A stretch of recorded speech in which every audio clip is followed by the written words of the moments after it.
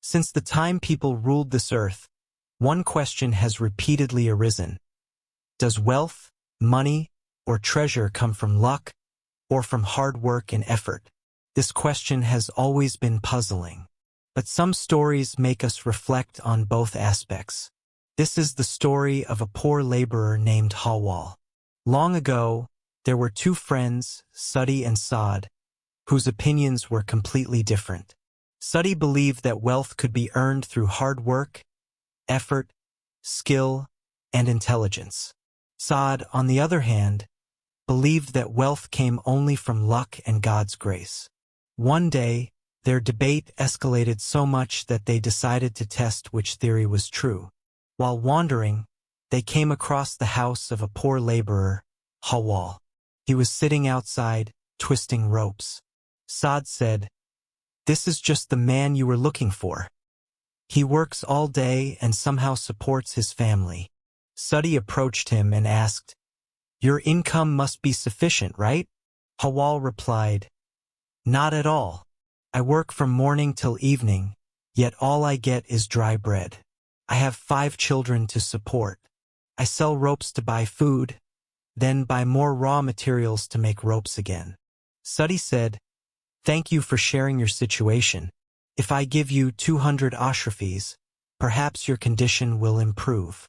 Giving Hawwal the 200 ashrafis, he said, "Use this to grow your business, but don't waste it."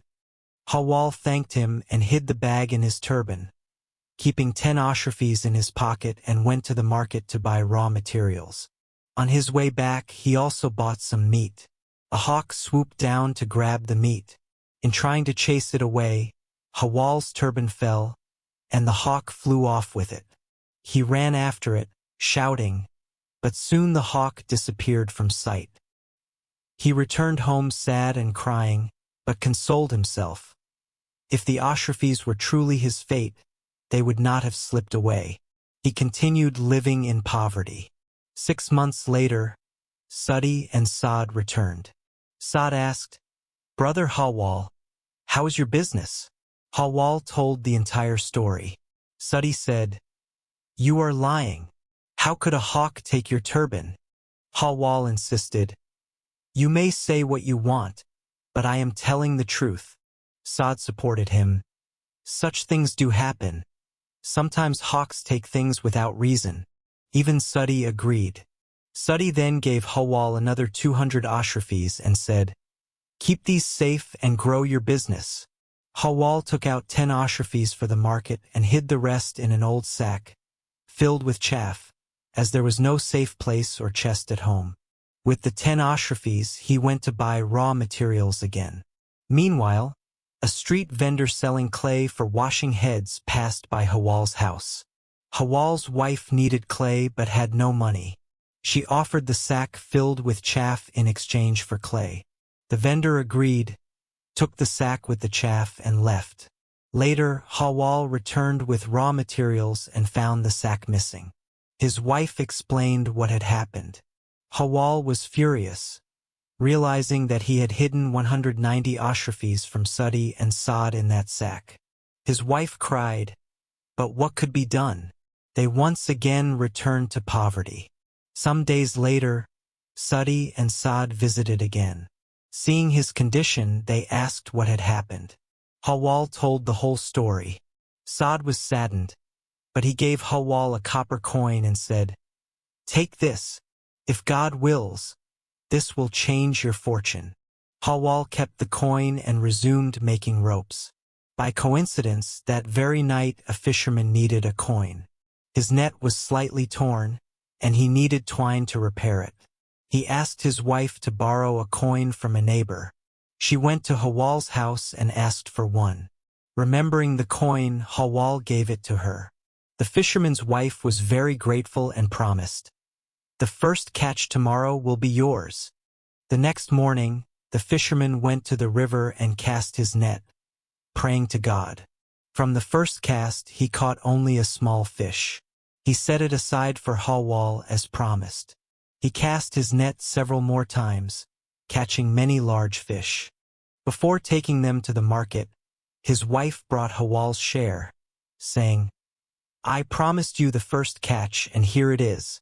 Now it is your destiny that the first catch was this small fish.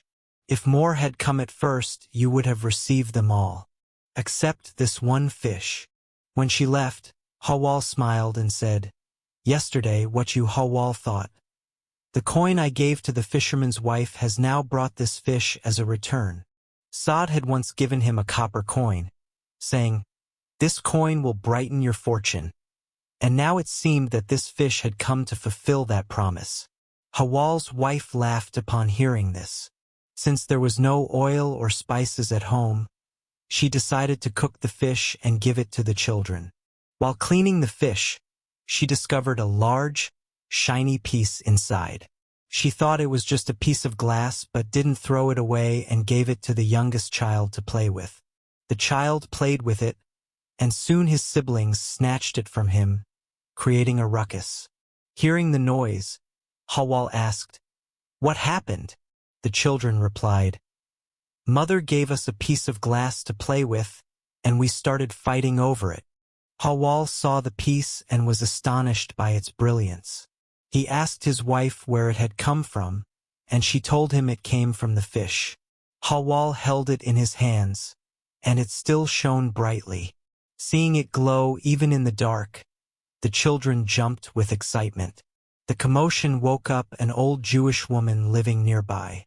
The next morning, she came to Hawwal's house. Hawwal's wife told her, "Grandmother, you couldn't have slept because of the children's noise.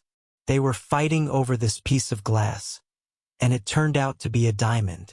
The old woman recognized the gem and said cleverly, "I also have a similar piece. Sell it to me, and I will use it to make a pendant." She did not reveal that it was a priceless diamond. The children cried, begging her not to buy it. The clever woman said, "I can offer 20 ashrafis for this piece of glass."